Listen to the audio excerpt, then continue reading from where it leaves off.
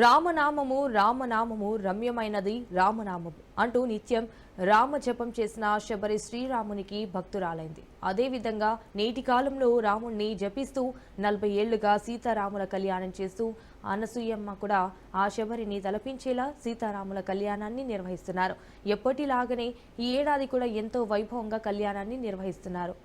ఇక సైదాబాద్ ఏపీఏయు కాలనీలోని ధర్మనిలయంలో వేరుశెనగలతో పందిరిని తీర్చిదిద్దారు. మరమరాలతో పందిరి వేసి కళ్యాణోత్సవం నిర్వహిస్తున్నారు. 10 ఏళ్ల క్రితం సూర్యనారాయణ రాజు శివైక్యం చెందారు. అప్పటి నుంచి ఆయన సతీమణి కుటుంబ సభ్యులతో కలిసి ఈ ఉత్సవాలను నిర్వహిస్తున్నారు. ఇక్కడ జరిగే ఉత్సవాలకు నగరంలోని పలు ప్రాంతాల నుంచి భక్తులు తరలివస్తారు.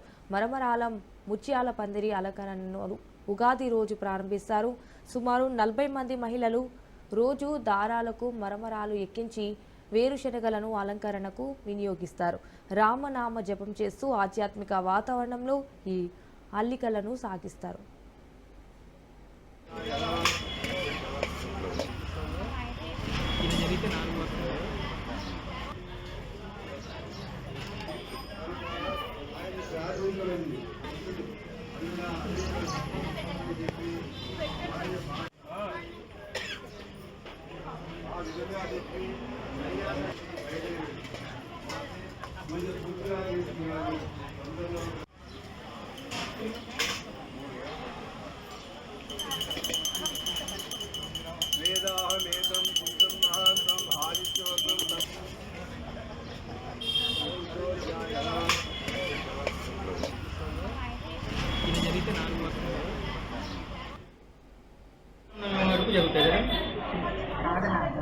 అసలు ఏమిటంటే వాల్మీకి మహర్షి మగ అని రామాయణం చేయటం కాబట్టి జపం చేసి ధ్యానంలో వెళ్ళారు. ఆయన రామాయణానికి కర్త అయ్యారు, రచించారు. ఆయన జ్ఞాపకార్థం ఈ మరణాలు ఉంచుతాం. రెండవది మనిషిది ఒకటే దశ, అందరూ ఒకటి శ్రీరామనవమి. హైదరాబాద్ సీతారాం బాగ్ లో శ్రీరామ శోభయాత్ర కోఆర్డినేషన్ సమావేశమైంది. ఈ సందర్భంగా కోఆర్డినేషన్ కమిటీకి సిపిసివి ఆనంద్ కీలక సూచనలు జారీ చేశారు. సీతారాం బాగ్ నుంచి శ్రీరామనవమి శోభయాత్ర ప్రారంభమవుతుందని చెప్పారు. మధ్యాహ్నం 1 గంటకు శోభయాత్ర ప్రారంభమయ్యేలా నిర్వాహకులు చూడాలని సూచించారు. ఇక శోభయాత్రలో పాటలు వేరే వర్గాలను కించపరిచేలా ఉండకూడదని సిపిసివి ఆనంద్ చెప్పారు. శోభయాత్రలో ఇబ్బంది లేకుండా రోడ్డుకు ఇరువైపులా వేదికలు ఏర్పాట్లు చేసుకోవాలని కూడా అన్నారు. ఇక శోభయాత్రకు ఎలాంటి ఇబ్బందులు లేకుండా విజయవంతం చేయడానికి అన్ని ప్రభుత్వ విభాగాలు చర్యలు తీసుకోవాలని సిపిసివి ఆనంద్ సూచించారు. Pushing parties task force teams ఉంటాయి. నేను వారికి చెప్తున్నా, ఈసారి మీరు ఏమై చూడండి, పుషింగ్ పార్టీస్ ఏవైతే మనం పెడుతున్నామో ఆ కోఆర్డినేటర్స్ ఆర్గనైజర్స్తో కోఆర్డినేట్ చేసుకొని వాళ్ళని ఇబ్బంది పెట్టకుండా కోఆర్డినేషన్లో తీసుకురమ్మని చెప్తున్నాను. ఎక్కువ కంప్లైంట్ రాకుండా కోఆర్డినేషన్తో చేయాలని నేను ఆఫీసర్స్ ఎవరైతే డ్యూటీలో ఉన్నారో ఉండబోతున్నారో వాళ్ళందరికీ నేను సూచిస్తున్నాను. ఇప్పుడు ఒక జాయింట్ కంట్రోల్ రూమ్ అనేది ICCCలో ఎప్పట్లాగా ఉంటుంది. నా రిక్వెస్ట్ ఏంటంటే సిపి కమిషనరేట్ లెవెల్లో ఒక వాట్సాప్ గ్రూప్ క్రియేట్ చేసి అడిషనల్ సిపి గారు విక్రమ్ గారు క్రియేట్ చేస్తారు. సీనియర్ ఆఫీసర్స్ అందరు కూడా ఆ గ్రూప్ లో ఉంటారు. ఎక్కడైనా ప్రాబ్లం వస్తే అది తెలియజేయడానికి, ఇమీడియట్ గా యాక్షన్ ఉండడానికి, ఈ 2-3 రోజులు పనులు కూడా చేయించడానికి. డీసీపీ గారు స్టేషన్ లెవెల్లో కన్సర్న్ డీసీపీస్ ఈ zone, central zone and south west zone, మీరు మీ స్టేషన్ లెవెల్లో వాట్సాప్ గ్రూప్స్ క్రియేట్ చేసుకొని డీసీపీ స్థాయిలో కూడా మీరు మీకు వీలు బట్టి వాట్సాప్ గ్రూప్స్ క్రియేట్ చేస్తే కోఆర్డినేషన్ గురించి చాలా పనికొస్తాయి. దయచేసి చేయాలని నేను కోరుతున్నాను. ఫాల్కన్ స్కామ్ కేసు సిఐడికి బదిలీ అయింది. చిన్న పెట్టుబడులతో అధిక లాభాలు ఇస్తామంటూ కూడా మోసం చేసింది. దేశవ్యాప్తంగా 2,000 కోట్ల రూపాయలను ఫాల్కన్ సంస్థ కొట్టివేసింది. దీంతో సైబరాబాద్ లోని ఈఓడబ్ల్యూలో ఫాల్కన్ సంస్థపై కేసు నమోదైంది. ఫాల్కన్ స్కామ్ వెలుగులోకి రాగానే చార్టెడ్ ప్లేట్ లో చైర్మన్ దుబాయ్ కి పారిపోయాడు. 15 రోజుల క్రితం దుబాయ్ నుంచి చార్టెడ్ ప్లేట్ హైదరాబాద్ వచ్చింది. ఇక శంషాబాద్ ఎయిర్పోర్ట్ లో ప్లేట్ ని ఈడీ అధికారులు సీజ్ చేశారు. ఎలాంటి వ్యాపారాలు చేయకుండానే పెట్టుబడిదారుల డబ్బుని ఖాతాదారులకు చెల్లిస్తూ ఫాల్కన్ సంస్థ మోసం చేసింది. హైదరాబాద్ పటాన్ చెరువులో నీటిపారుదల శాఖ సబ్ డివిజన్ కార్యాలయంలో ఏసీబీ అధికారులు తనిఖీలు నిర్వహించారు. Gummadidala irrigation AE Ravi Kishore ACB అధికారులకు రెడ్ హ్యాండెడ్ గా చిక్కాడు. గుమ్మడిదల పరిధిలో ఎన్ఓసీ ఇవ్వడం కోసం ఏఈ డిమాండ్ చేశాడు. ₹1,00,000 స్వాధీనం చేసుకున్నారు. ఇక రవి కిషోర్ ను అదుపులోకి తీసుకుని విచారణ చేస్తున్నారు ఏసీబీ అధికారులు.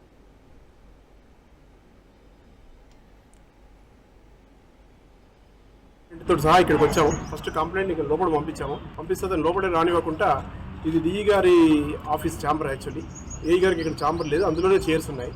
కాబట్టి ఎవరైతే అక్యూడ్ ఆఫీసర్ ఇతను ఏఈ ఉన్నారో అతని కార్ ఇక్కడ ఉంది, ఆ కార్లో వస్తున్నా అని చెప్పేసి ఫస్ట్ ఆ కార్ అన్లాక్ చేశాక ఇతను పోయి కార్లో కూర్చున్నాక కంప్లైంట్ ఇతను కూడా వచ్చి కార్లో కూర్చున్నాక తెలివిగా ఏంటంటే ఆయన కూడా భయం ఉన్నట్టుంది, పట్టుకుంటారని చెప్పేసి డాష్ బోర్డ్ ఒకటి ముందు ఓపెన్ చేసి దాంట్లో పైసలు పెట్టేసి అని చెప్పాడు. పెట్టాక మళ్ళీ లాక్ చేసుకొని కింది దిగి వస్తుంటే మేము పట్టుకున్నాక ఆ కారు అతని చేతులు కడిగిపిస్తే అతను ముట్టుకోలేదు కాబట్టి కలర్ రాలేదు. అతను ఎవరు వచ్చిందంటే చెప్తాను, అతని పేరు చెప్పి ఇప్పుడే కలిసాడు సార్, ₹1,00,000 ఇచ్చిపోయాడు, కార్లో డాష్ బోర్డ్లో ఉన్నాయి ముందు అన్నాడు.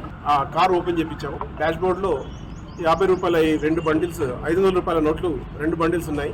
100, 200 నోట్స్ ఉన్నాయి. అవి మీడియేటర్స్ కూడా కౌంట్ చేసుకున్నారు అక్యూడ్ ముందట్లే, కరెక్ట్ గా అతను ఇచ్చిన నోట్సే. తర్వాత డాష్ బోర్డ్ లో ఉన్నటువంటి కవర్ ఒకటి కింద ఉంది, ఆ కవర్ మీద పైసలు పెట్టారు కాబట్టి ఆ కవర్ ని తీసి ఆ కవర్ ని స్వాబ్ వేసి ఇక్కడ ఉంటే అది మాత్రం కలర్ వచ్చేది. అంటే డాష్ బోర్డ్ లో పైసలు పెట్టినట్టు మాత్రం ప్రూవ్ అయిపోయింది. కారు కూడా అక్యూజ్డ్, కాబట్టి కారు కూడా ఈరోజు సీజ్ చేశాం. అతన్ని అరెస్ట్ చేస్తున్నాము, నైట్ వరకు ప్రొడ్యూస్ చేస్తాం. కుత్బుల్లాపూర్లో హైడ్రో అధికారులు కూల్చివేతలు చేపట్టారు. వారి భూముల్లో కనీసం సమాచారం లేకుండా ప్రహరీ గోడను కూల్చివేశారని మండిపడ్డారు. వారాల రాజేశ్వరరావు అనే పేరుపై ఉన్న భూమిని ప్రభుత్వ భూమిగా చూపిస్తూ అందులో నిర్మించిన ప్రహరీ గోడను కూల్చివేశారని బాధితులు ఫైర్ అయ్యారు. ఎందుకు కూలుస్తున్నారని ప్రశ్నిస్తే పోలీస్ స్టేషన్ కు తరలించారని ఆగ్రహం వ్యక్తం చేశారు. అధికార దుర్వినియోగానికి పాల్పడుతున్న ఇలాంటి వారిపై కఠిన చర్యలు తీసుకోవాలని డిమాండ్ చేశారు.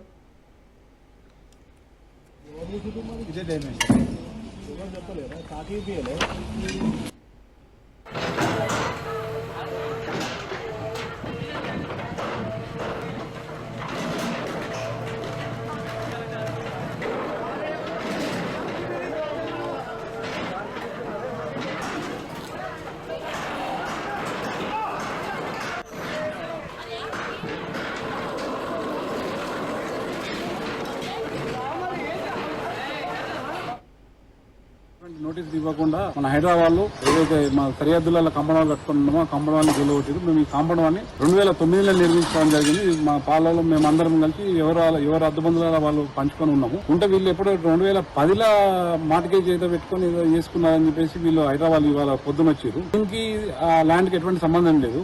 ఆ మార్టిగేజ్ పెట్టుకున్న సర్వే నెంబర్ వచ్చేసి సర్వే నెంబర్ 29, నా ప్రాపర్టీ వచ్చేసి సర్వే నెంబర్ 16 and 28.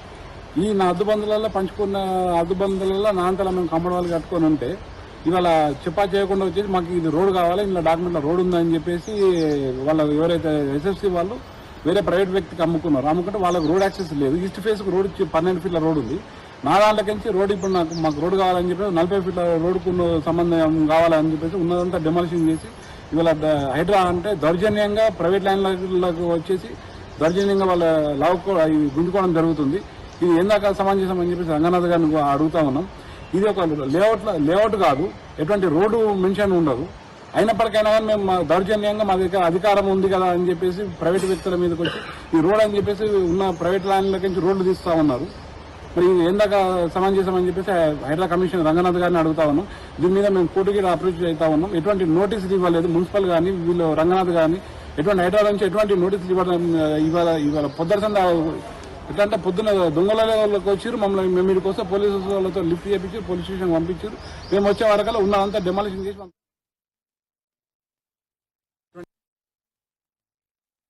ఇప్పుడు మేము రోడ్డు మీద వచ్చి ఉన్నాము. మాకు ఎవరు అసలు దిక్కుమతి ఎవరు నష్టపోయినాము. మాకు ఎవరు ఇస్తారు? ఈ నష్టాన్ని ఎవరు కొడుతారు?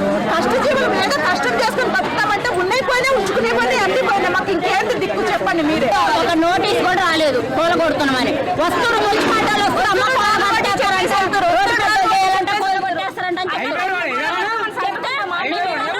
తగ్గాలంటే మా ఒక్కటే కాదు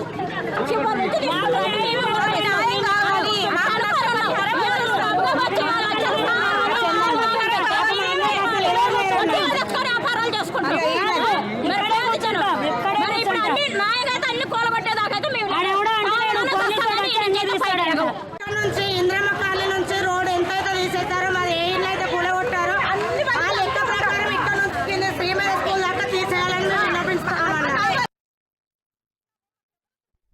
మహిళలపై జరుగుతున్న అత్యాచారాలు ఆందోళన కలిగిస్తున్నాయని బీఆర్ఎస్ నేత ఆర్ఎస్ ప్రవీణ్ కుమార్ అన్నారు. 75 ఏళ్ల స్వతంత్ర భారత్లో మహిళ ఒంటరిగా తిరగలేని పరిస్థితి నెలకొందన్నారు. అయితే రాష్ట్ర పోలీస్ వ్యవస్థ ప్రతిపక్షాలపైనే దృష్టి పెడుతోందన్నారు. ఇక సాధారణ దుస్తులతో తెలంగాణ భవన్ కు పోలీసులు వచ్చారన్నారు. ఎందుకు వచ్చారని అడిగితే దిలీప్ కోనతం, మన్నె కృషాంక్కు నోటీసులు ఇచ్చేందుకు వచ్చామన్నారు. కాంగ్రెస్ పార్టీ అధికారంలోకి వచ్చిన తర్వాత రేవంత్ అక్రమ కేసులు బనాయిస్తున్నారన్నారు. అర్ధరాత్రి ఒంటరిగా పోగలిగినప్పుడే స్వాతంత్రం వస్తుందని ఆనాడు మహాత్మా గాంధీ గారు చెప్పారు. ఇంకా మహిళలకు రక్షణ ఎక్కడున్నది? 1,00,000 మంది పోలీసులు తెలంగాణలో ఉన్నారు. ఈ పోలీసు శాఖకు అధిపతి సాక్షాత్తు ముఖ్యమంత్రి రేవంత్ రెడ్డి గారే సీఎం. శాంతి భద్రతలు జనరల్ గా వారి కిందకే వస్తాయి. ముఖ్యమంత్రి గారు ఇందులో ఏ బాధితురాలను కూడా పరామర్శించడానికి వెళ్ళలేదు. ఎప్పుడన్నా పోలీసులు బహిరంగంగా తాగడం నేరం అని చెప్పి దాని మీద ఏమైనా డ్రైవ్ చేసిండ్రా? డ్రైవ్ చేస్తే ఎంతమంది ఆకతాయిలను మీరు అరెస్ట్ చేసిండ్రు చెప్పండి? ఎన్ని చేయలేదు కేసీఆర్ గారు. సీసీటీవీ కెమెరాలు 11 లక్షలు పెట్టించిండ్రు కదా. కేసీఆర్ గారి సమయంలో ఒక యాప్ ఉండేది. ఉంటే యాప్ను ఎందుకు మరి యాప్తోనే ఒకసారి కాల్ చేసినామంటే 5 సంస్థలకు పోయేది. ఎక్కడ పోయిండ్రు? పోలీసు వాళ్ళు బీఆర్ఎస్ పార్టీ నాయకుల మీద కేసులు పెట్టడంలో బిజీగా ఉన్నారు. ఒకటే రోజు 16 కేసులు పెట్టిండ్రు, అక్రమ కేసులు. నేరం జరిగే అవకాశం ఉన్న ప్రదేశాల దగ్గర మఫ్టీలోనో యూనిఫామ్లోనో వాళ్ళ వెహికల్స్ పెట్టుకొని రెడీగా ఉండాలి. పొద్దుటిపూట ఉండాలి, రాత్రిపూట ఉండాలి. పోలీసు వాళ్ళందరూ తెలంగాణ బాబు చుట్టూ తిరుగుతూ ఉన్నారు. రేవంత్ రెడ్డి గారు ఎక్కడ బిజీగా ఉన్నారంటే హైదరాబాద్ సెంట్రల్ యూనివర్సిటీలో 400 ఎకరాలను కబ్జా చేయడంలో బిజీగా ఉన్నారు. గత సంవత్సరం సుల్తానాబాద్లో ఒక చిన్న 7 సంవత్సరాల అమ్మాయి మీద అత్యాచారం చేసి మర్డర్ చేసిండు ఒక వ్యక్తి. ఇంతవరకు ఆ కేసులో శిక్ష పడలేదు. అదే కేసీఆర్ గారి హయాంలో దిశ అనే ఒక మహిళ మీద అత్యాచారం మరియు హత్య జరిగితే అత్యంత కఠినమైన శిక్ష ఆనాడు మరి అమలు చేసిండ్రు. దిశ చట్టం వచ్చింది. అదే విధంగా ఎక్కడ కూడా మహిళల మీద అత్యాచారాలు జరిగినా ఎట్టి పరిస్థితి జరగకుండా చూసుకోవాలనేదే మరి ఆనాడు గౌరవ తెలంగాణ తొలి ముఖ్యమంత్రి కేసీఆర్ గారు చెప్పిండ్రు. మీరు అక్కడ బంగ్లాలో పోలీసుల పహారాలో కూర్చొని స్టేట్మెంట్లు ఇస్తే కుదరదు, లేకపోతే ల్యాండ్ గ్రాబింగ్ జీవోలు ఇస్తే కుదరదు. You have the power and responsibility to save the lives of these women. సురక్షితంగా బతికే హక్కు తెలంగాణలో మహిళలందరికీ ఉన్నది. హైదరాబాద్ ఉప్పుల్ కాంగ్రెస్ నేత పరమేశ్వర్ రెడ్డి ఆధ్వర్యంలో జై బాపు జై భీమ్ జై సంవిధాన్ కార్యక్రమం నిర్వహించారు. ఈ కార్యక్రమానికి ముఖ్య అతిథులుగా మహిళా కార్పొరేషన్ చైర్మన్ శోభారాణి, డీసీసీ అధ్యక్షుడు హరివర్షన్ రెడ్డి హాజరయ్యారు. అయితే ఈ సందర్భంగా బడుగు బలహీన వర్గాల ప్రజలను బీజేపీ విడగొట్టే ప్రయత్నం చేస్తుందన్నారు. అంబేద్కర్ రచించిన రాజ్యాంగాన్ని కాలరాస్తూ తప్పుదోవ పట్టిస్తూ ఇటు రాజ్యాంగాన్ని మార్చాలని చూస్తున్నారని మండిపడ్డారు. జై బాపు జై భీమ్ జై సంవిధాన్ కార్యక్రమాన్ని చాలా పెద్ద ఎత్తున నిర్వహించడం జరుగుతోంది. ఈ రోజు జరుగుతున్నటువంటి కార్యక్రమం ఏంటంటే భారతదేశ వ్యాప్తంగా కాంగ్రెస్ పార్టీ ఆనాడు స్వాతంత్ర ఉద్యమం దేనికోసం చేసింది, స్వతంత్రం తీసుకురావడానికి ఆనాడు ఇంగ్లీష్ వాళ్ళ మీద పోరాటం చేసినటువంటి బాపు, రాజ్యాంగం రచించినటువంటి అంబేద్కర్, భారతదేశంలో ఉన్నటువంటి అన్ని వర్గాల ప్రజలకు ఏ విధంగా మన రాజ్యాంగం ఉండాలనో ఆ రాజ్యాంగాన్ని నిర్మించడం జరిగింది. కానీ నాడు బీజేపీ రాజ్యాంగాన్ని కాలరాస్తూ రాజ్యాంగాన్ని తప్పుదో పట్టించి రాజ్యాంగాన్ని మార్చాలనేటువంటి ప్రయత్నం చేస్తున్నటువంటి ఈ బీజేపీకి ఆనాడు స్వాతంత్ర ఉద్యమం ఏ విధంగా జరిగిందో ఈ రోజు భారతదేశంలో ఉన్నటువంటి బడుగు బలహీన వర్గాల ప్రజలను ఏకమత్యంగా అందరినీ తీసుకొచ్చి మనం కులాలకు మతాలకు అతీతంగా భారతదేశాన్ని మరొకసారి ఉద్యమ రూపకం తీసుకొచ్చి ఈ బీజేపీ ప్రజలను విడదీసేటువంటి ప్రయత్నం ఏ విధంగా చేస్తుందో ఆ బీజేపీ తగిన రీతిలో బుద్ధి చెప్పి ఈరోజు కాంగ్రెస్ పార్టీ మరొక స్వాతంత్ర ఉద్యమం చేపడతా ఉంది. అదే ఈరోజు జై బాపు జై భీమ్ జై సంవిధాన్. మన భారతదేశ ప్రజలకు ఏది కావాలనో అది చేసేటువంటి బాధ్యత కాంగ్రెస్ పార్టీ మాత్రమే చేయగలుగుతుందని చెప్పడానికే ఈరోజు ఈ కార్యక్రమం చేపట్టినాం. రైల్లో ఓ బాలికను లైంగికంగా వేధిస్తూ వీడియో చిత్రీకరించిన ఘటన వెలుగులోకి వచ్చింది. బాధితురాలి తండ్రి ఫిర్యాదుతో పోలీసులు నిందితుడిపై ఫోక్సోతో పాటు పలు సెక్షన్ల కింద కేసు నమోదు చేశారు.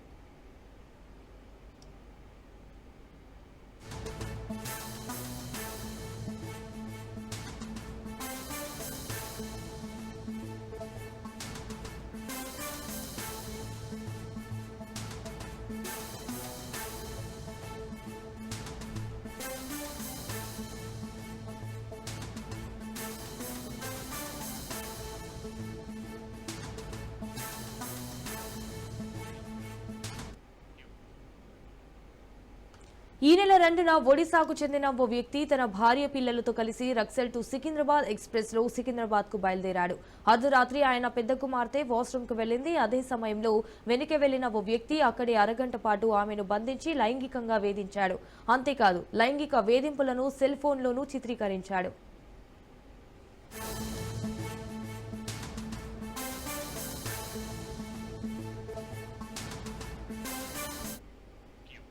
అరగంట తరువాత వదిలిపెట్టడంతో బాలిక వచ్చి విషయాన్ని తల్లిదండ్రులకు చెప్పింది. దీంతో ఆకతాయిని పట్టుకుని ఫోన్ పరిశీలించగా వీడియోలు బయటపడ్డాయి. దీంతో రైల్వే టోల్ ఫ్రీ నంబర్కు ఫోన్ చేసి విషయం చెప్పారు. ఈ మేరకు రైల్వే పోలీసులు చేరుకుని అతన్ని అదుపులోకి తీసుకున్నట్లు సమాచారం. ఇక రైలు సికింద్రాబాద్ కు చేరుకున్నాక బాధితురాలి తండ్రి పోలీసులకు ఫిర్యాదు చేశారు. ఈ ఘటన కెల్జా స్టేషన్ దాటుతున్న సమయంలో జరిగినట్లు అందులో పేర్కొన్నారు.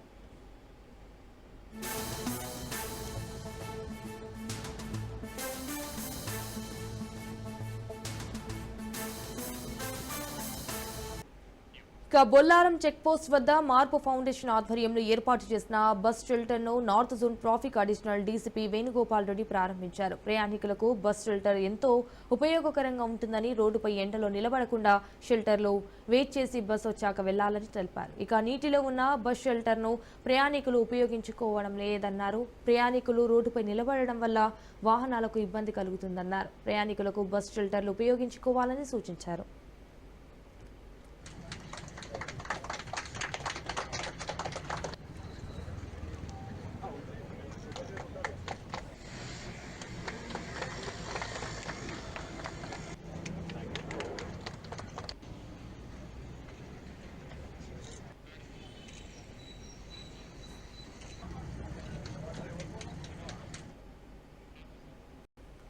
మరోసారి తెలంగాణ ఆర్టీసీ కార్మికులు సమ్మెకు సిద్ధమయ్యారు. సోమవారం లేబర్ కమిషనర్ ఆఫీసులో సమ్మె చేస్తామంటున్నారు ఆర్టీసీ కార్మికులు. ఇచ్చిన హామీల అమలే లక్ష్యంగా కార్మికులు డిమాండ్ చేస్తున్నారు.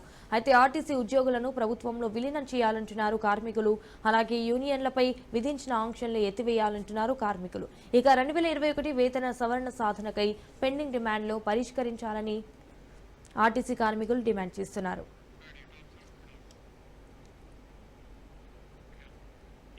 ఎలివేటెడ్ కారిడార్ నిర్మాణంలో భూములు కోల్పోతున్న బాధితులతో హెచ్ఎండిఏ రెవెన్యూ అధికారులు సమావేశం నిర్వహించారు. ఈ సభకు కంటోన్మెంట్ ఎమ్మెల్యే శ్రీ గణేష్ పాల్గొన్నారు. ఈ సందర్భంగా బాధితులకు నష్టపరిహారం తగినంత అందే విధంగా చర్యలు తీసుకోవాలని ఎమ్మెల్యే శ్రీ గణేష్ కోరారు. ప్రభుత్వం బాధితులకు అండగా ఉంటుందని అన్నారు. అదేవిధంగా బాధితులు తమ పూర్తి ఆధారాలతో తిరుమలగిరి తహసీల్దార్ కార్యాలయంలో హాజరు కావాలన్నారు. తిరుమలగిరి ఎంఆర్ఓ కార్యాలయంలో స్థానికులకు ప్రత్యేకంగా కౌంటర్ ఏర్పాటు చేస్తామని కూడా తెలిపారు. ఇక 10 ఏళ్ల పాటు ప్రభుత్వంలో ఉన్న బీఆర్ఎస్ ఎలివేటెడ్ కారిడార్ల అంశంపై దృష్టి సారించలేదన్నారు. కాంగ్రెస్ ప్రభుత్వంలో అన్ని వర్గాల ప్రజలు సంతృప్తిగా ఉన్నారని ఎమ్మెల్యే తెలిపారు.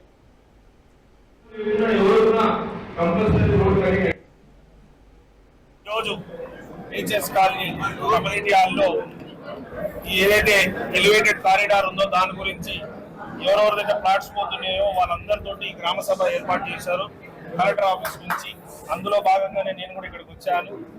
చాలా మంది సంతోషపడుతున్నారు. ఈ కారిడార్ నిర్మాణం పూర్తయితే ట్రాఫిక్ సమస్యలు పరిష్కారం అవుతుంది, ఈజీగా ఉంటారని. కాకపోతే ఏంటంటే చాలా మంది కూడా ఇక్కడ ఎవరైతే రోడ్ల మీద ఉన్నారో సొంత ఇల్లు వాళ్ళందరికీ ఇబ్బంది ఏంటంటే ఎన్నో సంవత్సరాల నుంచి కిరాయి రూపంగా దీని మీద డిపెండ్ అవుతున్నారు. కొంచెం వ్యాపారం చేసుకొని కూడా కొంతమంది ఓన్ గా దాని మీద డిపెండ్ అయ్యారు కాబట్టి కిరాయి పోయి ఇబ్బంది, మళ్ళీ వ్యాపారం లేక ఇబ్బంది పడుతున్నారు అనేసి బాధ. మిగతా వాళ్ళు ఏంటంటే పోయిన జాగాకి కంపెన్సేషన్ వస్తుంది కాబట్టి మాకేం ఇబ్బంది లేదని కూడా వాళ్ళు చెప్తున్నారు. సికింద్రాబాద్ బోయిన్పల్లిలో వ్యాపారస్తులు ఆందోళన బాటపట్టారు. మార్కెట్ కమిటీ చైర్మన్ తమ పట్ల దురుసుగా ప్రవర్తించారని ఆరోపిస్తూ వ్యాపారులు నిరసన చేపట్టారు. మార్కెట్ చైర్మన్ కార్యాలయం ఎదుట వ్యాపారులు ఆందోళన చేపట్టారు. వెంటనే క్షమాపణ చెప్పాలని కూడా డిమాండ్ చేశారు. నల్ల బ్యాడ్జీలు ధరించి వ్యాపారస్తులు నిరసన తెలుపుతున్నారు.